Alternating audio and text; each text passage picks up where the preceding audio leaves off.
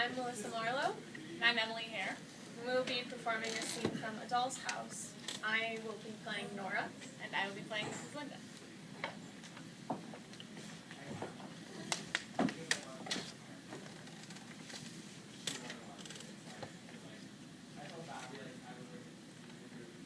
So, you're going in disguise tomorrow, are you, Nora?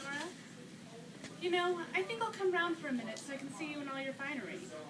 Oh, I forgot to thank you for a very pleasant evening yesterday.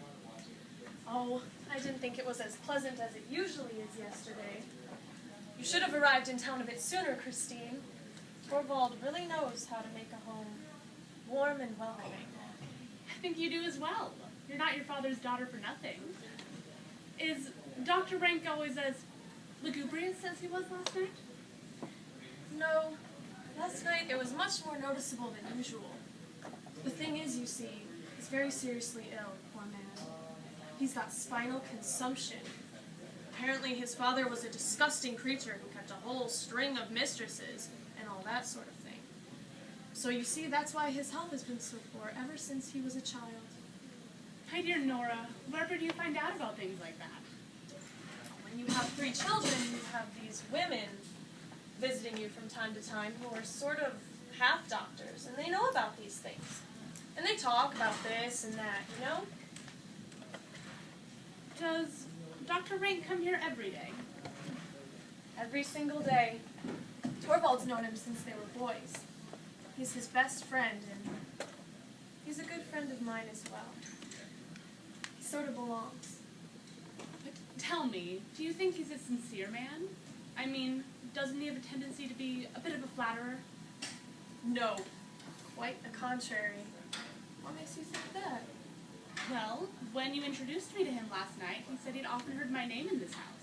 And yet later on, I noticed your husband didn't have the slightest idea who I was. So how could Dr. Rank... But that's true, Christine. Torvald's incredibly possessive. He's always saying he wants to keep me all to himself. When we were first married, he used to get quite jealous if I mentioned any of my friends from home, so of course, I stopped doing that. But I often talk to Dr. Rank about that sort of thing. You know, he seems to like it. Listen, Nora, you're still a child in all sorts of ways.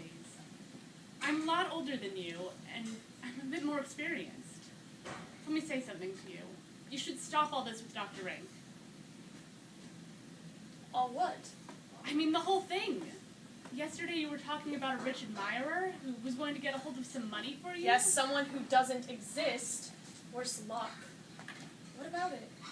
Is Dr. Rank well off?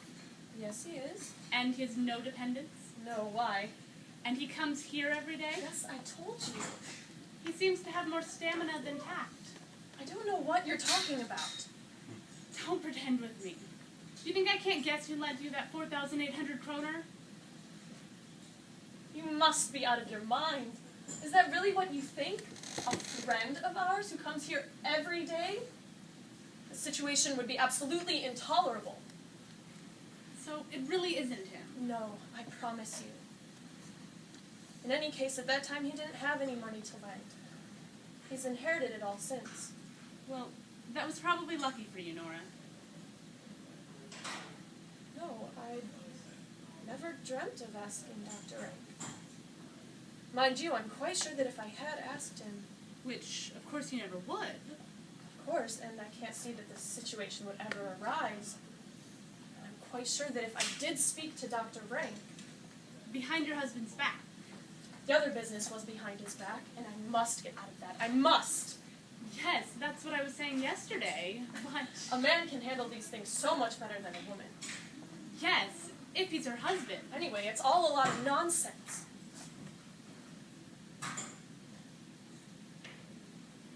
When you've paid all the money, you get the IOU back, don't you? Obviously. And you can tear it up into 100,000 pieces and burn it. Filthy, disgusting bit of paper. Nora, you're hiding something from me. Does it show? What is it, Nora? Something's happened since yesterday morning, hasn't it? Christine. Shh. Torvald. Listen, go in there with the children for a bit. Torvald can't bear seeing people dressmaking. Get Anne-Marie to give you a hand. All right, but I'm not leaving this house until we've had a serious talk.